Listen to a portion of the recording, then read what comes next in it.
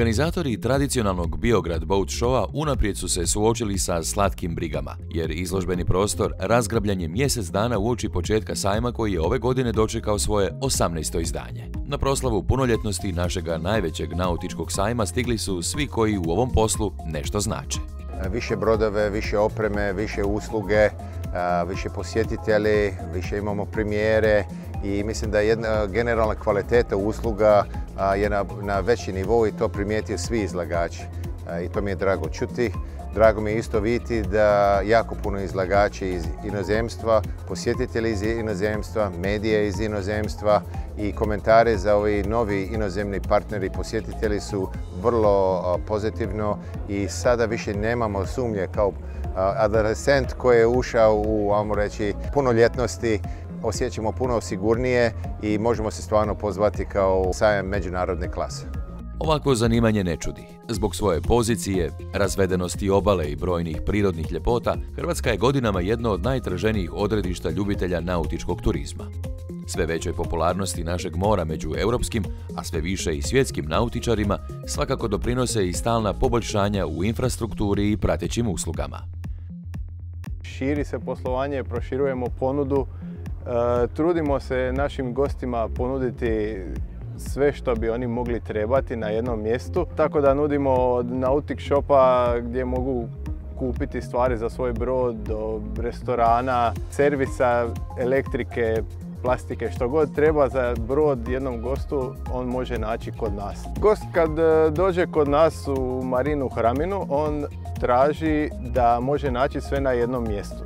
Znači da ne mora putovati autom bilo gdje da bi nešto mogao kupiti ili dobiti nekakvu uslugu.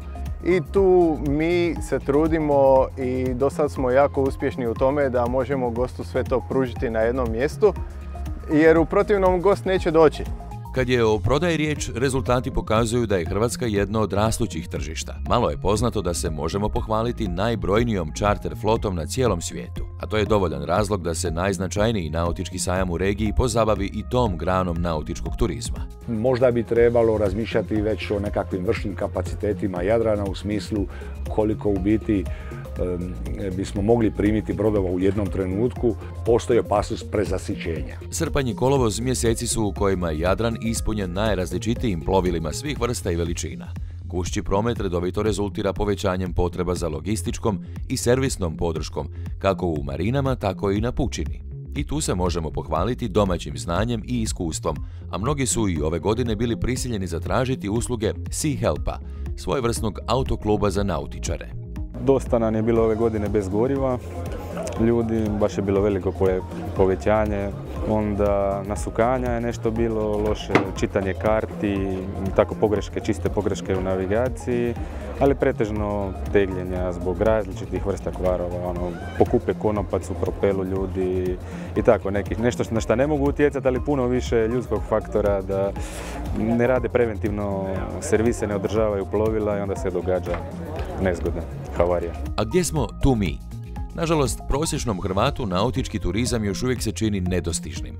U zemlji koja živi s morem i od mora, većina smatra da je ovaj oblik aktivnog odmora rezerviran isključivo za najbogatije.